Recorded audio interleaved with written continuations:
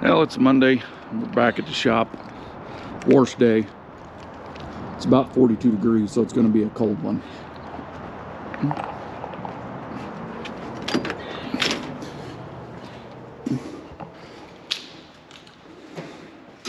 Got to finish getting her stripped down, shove it outside to give her a bath.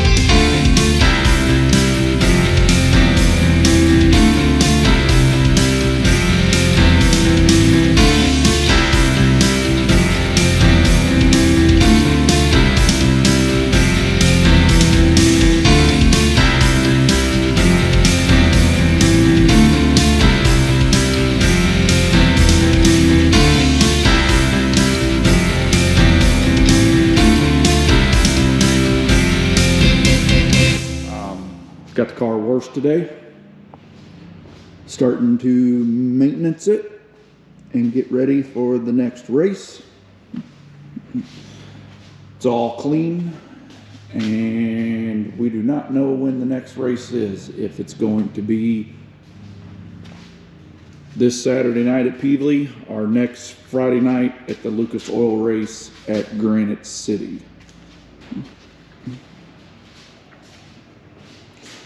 But thank you for watching.